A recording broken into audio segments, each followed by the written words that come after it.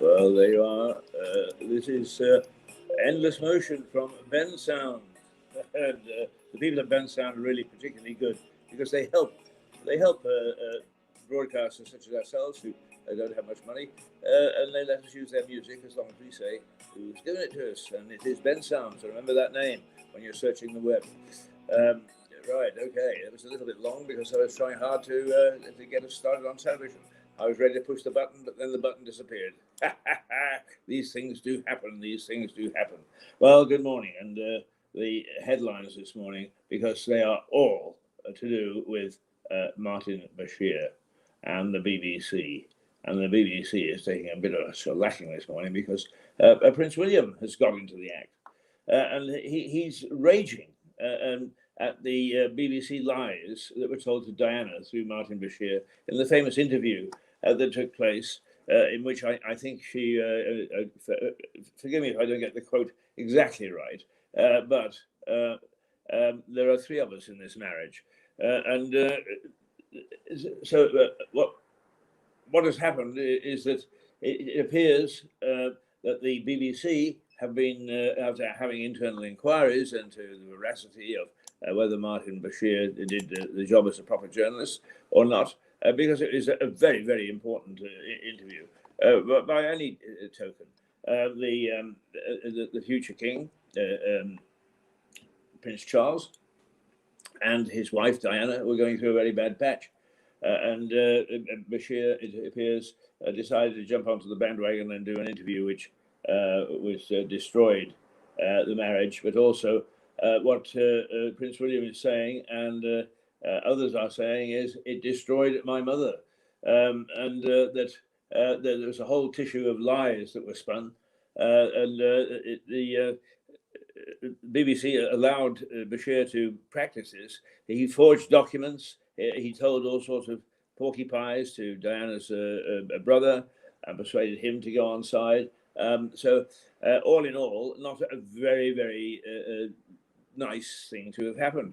But also now it appears that perhaps some BBC personnel were complicit, perhaps not in getting the interview in the first place, although it does appear as if the program manager, the editor of Panorama, actually turned a blind eye to a few things that were beginning to stick out as being rather fishy. But what they did was they held an internal inquiry and came up clean. And they held a second inquiry and came up clean. And now it appears that it is far from clean. So the BBC is taking a lot of stick. And now that the future monarch is getting into the act, I would imagine that this is going to be some tale of nastiness. And what upsets me is because, believe it or not, the mouth that roars, yeah, that's me. And we rant and we rave about various things. But when we rant and rave, we give our opinion based on fact. We gather the facts, then we give an opinion. May not be your opinion, may not be everybody's opinion, but we do give it on facts. And here, with the media under threat, and they are under threat because this government is trying to cut back on freedoms. They cut back on freedoms of the press, and then, of course, it's easy to cut back on freedoms of everything else. So there are all sorts of issues at stake here, and suddenly we find that the flagship, the BBC, that is held in such awe and esteem by the establishment, has actually been doing naughty things. As somebody put it, this is their mobile phone moment. They used another word for that, but referring to the scandal of the News of the World, which actually closed that newspaper down, in which they were recording stuff secretly in people's sort of backyards. So this is going to run and run and run. And the Daily Mail, BBC's lies destroyed our mum. And that's the headline in the Mirror. The Guardian, deceitful and damaging furious William attacks BBC over Bashir. Daily Express, William Fury, BBC lies ruined mum's life. BBC lies ruined mum's life. Let's get that right. Now the Daily Star. I really am going to have to start to take the Daily Star.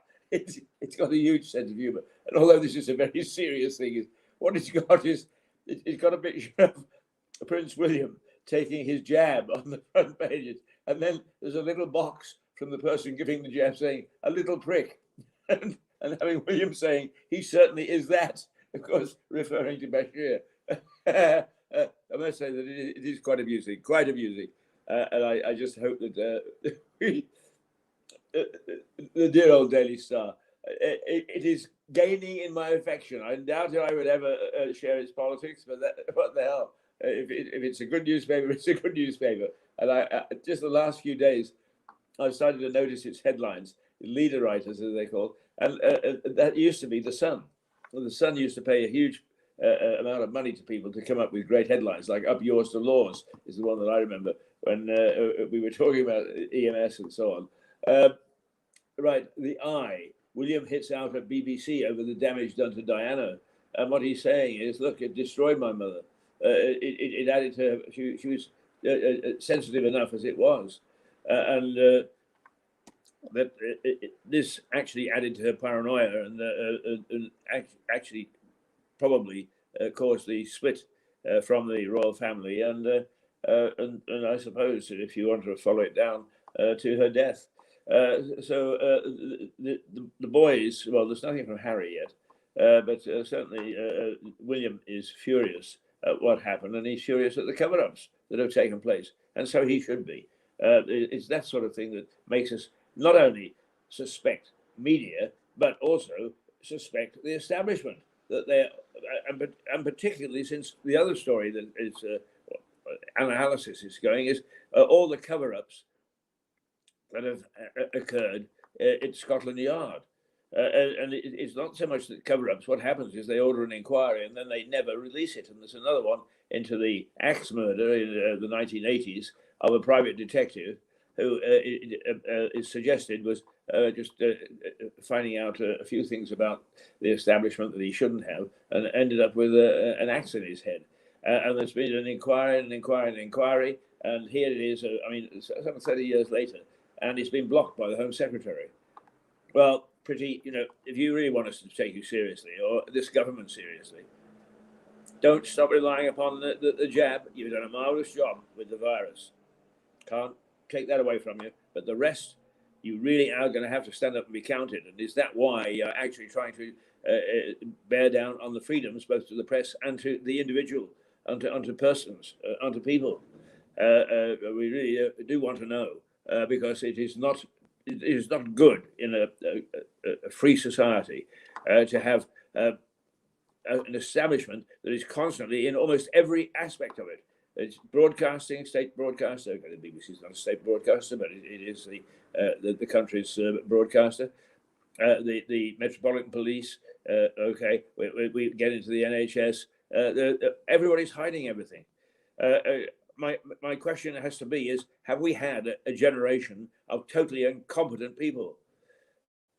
It's a question that has to be asked, because it's all coming out at the same time, of mismanagement, of covering up mistakes, of covering up failures, of covering up actually a criminal activity within our establishments. Well, somebody's got to ask the question. So let's ask it here. What the hell's going on? Not that anybody will listen too much, but you never know. You never do know, do you? This is a potty little station at the moment. We try hard to be as professional as we can because, well, I certainly have got a long track record as a professional journalist, and I like to think we maintain standards. But think about the American Revolution, right? It was a shot that was fired that echoed around the world, right? Well, perhaps our voice might be picked up by somebody. It may be start echoing around the world, and that's not beyond the bounds of possibility, because we have tons of listeners in Canada, the United States. We have them in Argentina. We have them in Russia. We have them in Eastern Europe. We have them in the Gulf. We have them all over the place. Not in great huge numbers, but we've got them. And who knows? Because some of those people are journalists that I've worked with, and they know the veracity of if I say something that it's worth taking a look at. And who knows, one of them may well pick it up and say, hey, this is worth following on. What is happening to the British establishment, or is it in fact closing ranks because there's something rotten at the core? something going on that none of us know about. And we don't have much investigative journalism anymore. Harold Evans of the Sunday Times was a great editor until Rupert came on the scene and sacked him. And he had a terrific, I think it was called Witness, Sunday Times Witness. And he had a great team of investigative journalists and came up with all sorts of terrific stories which would have remained hidden if, in fact, they hadn't worked their magic. But we don't have that anymore. And the reason being is that it is very expensive. You've got to hire somebody who may disappear for 3 months and not be heard from. And then he comes back with a superb story, or he may not come back with a superb story. So you wasted your money, or not, as the case may be. And nobody is prepared to take that sort of gamble anymore. And it's a pity, because little organisations like us need people to take a gamble with us. And the entrepreneur spirit in Britain seems to have gone out of it. We become a nation of mice. We got so fat and sassy. Perhaps what will happen is that lockdown will have shaken us loose, and that we'll start to do daring and interesting things. I'm not talking about everybody, of course. I'm generalising, but as a general rule, I'm finding that the people in our society are very complacent. It's British. It's Britain. It won't happen here. Well, it could happen here, including, I may say, revolution. We came awfully close to some conditions to satisfy that during lockdown. It won't happen here. Of course not. It never happens in Britain, does it? I went and looked for some new music this morning, and I'm not sure what I've got, but here's something called Blue Sky. Let's listen to. Oh, is it? Well, it's very nice out there. Blue Sky.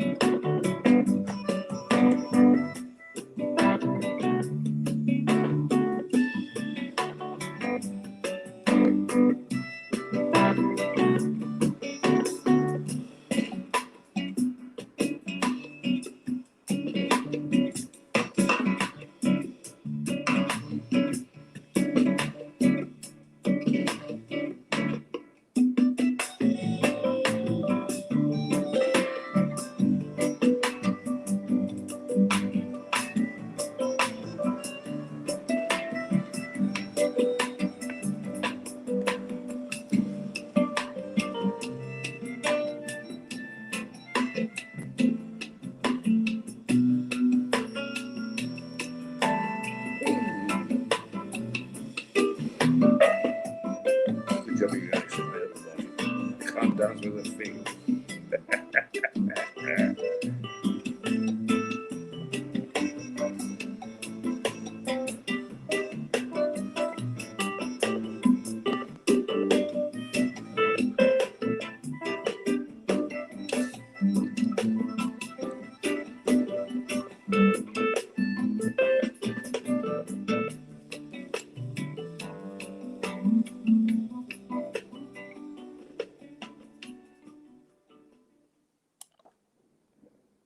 Well, there we are, blue skies indeed. And it is outside.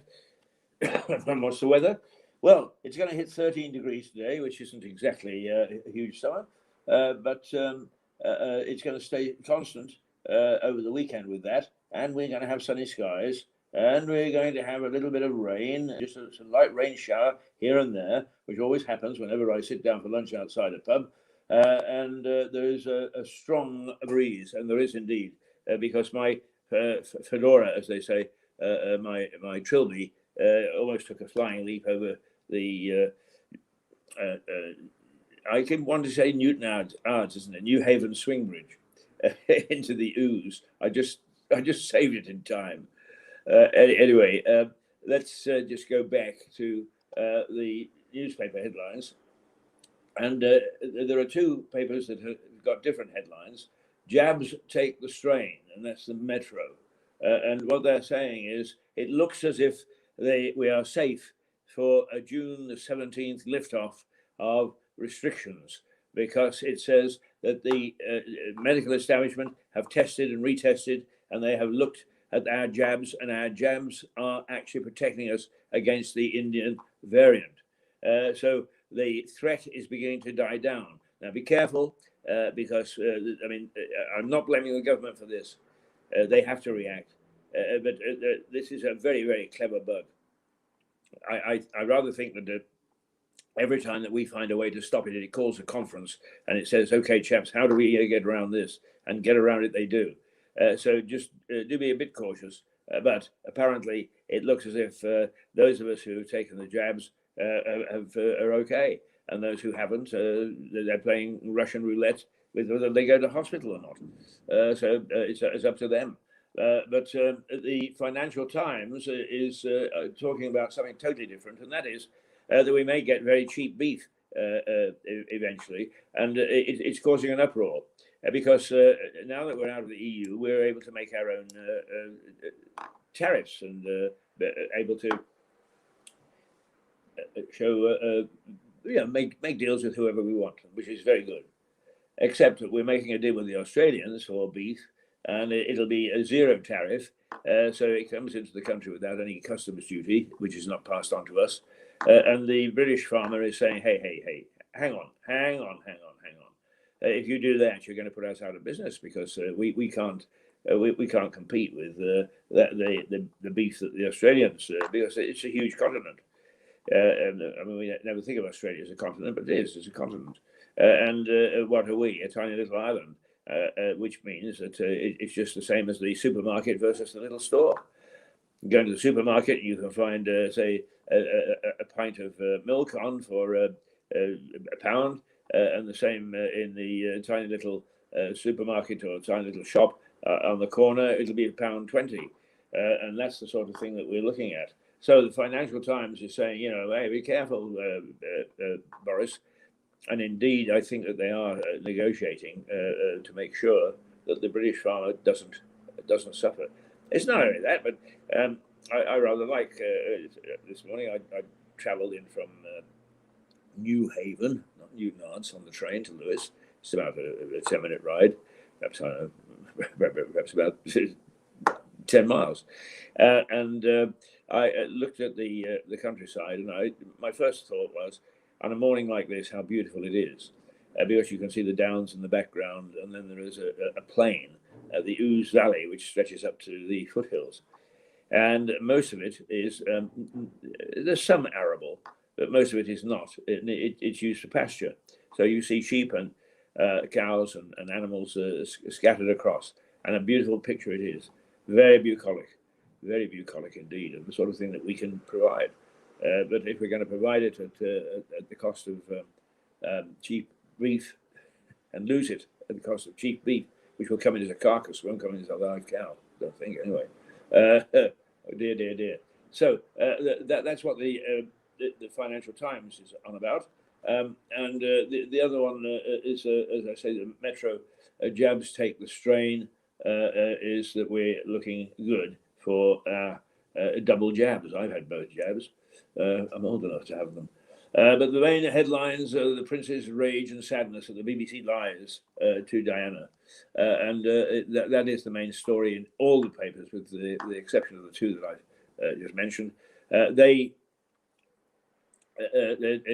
would appear, let's be careful, it would appear that not only did Martin Bashir, the journalist at the time who made his name with his famous interview with Princess Diana, tell porky pies to get the interview, but also spread certain rumours within the Spencer family, so that she was answering on the basis of what she believed to be true and wasn't necessarily, but also that the BBC found out about it pretty soon and covered it up.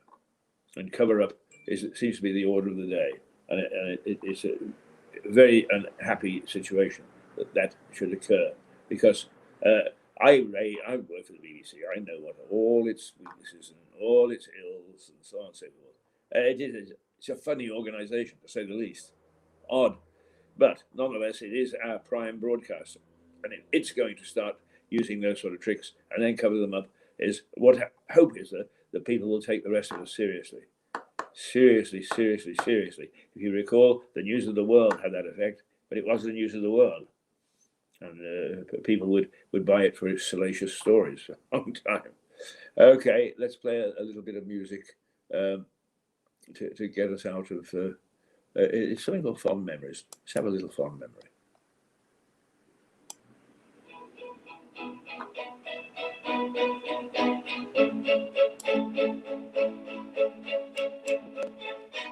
Life is full of memories. I've got some very fond ones. There are some others too. We have all mixed.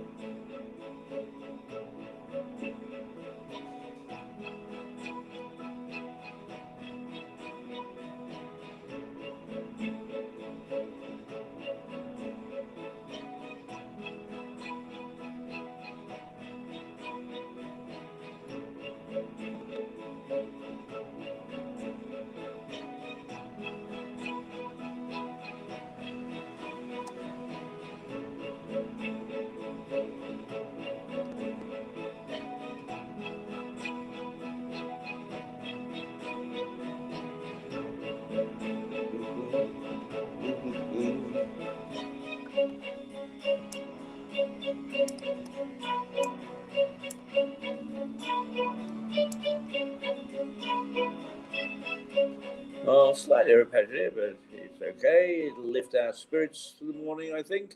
And what is the time now? It is 7:56 in Lewes, in the UK, in East Sussex. Not far from the coast, but not on the coast. If you know the name Brighton, we're not very far from there, but a small historic town. Okay, the headlines this morning. One very important event that's going to take place at 9:30 this morning. I'm going to join Andrew at Grizzlies, his new hairdressing salon for gentlemen, and I'm going to have my hair cut. It's only the second time since lockdown, so I'm looking forward to that. I'll start to look half decent, as much as I can. The headlines. The princes, and that's the one Prince William, is raging at the BBC and the lies that were told over the Diana interview, and he's basically saying she destroyed my mother. They destroyed my mother's life, and what they've done since is they've covered all that up. So obviously the BBC and the people in power at that particular time knew just the import of what they'd done and the fact that they were going to take a packet. What they've done is they've handed it on to the next generation and we've got a copper packet. What time is it? 7:58. Well, we've got to now run from this studio to the television studio. So we're going to say goodbye.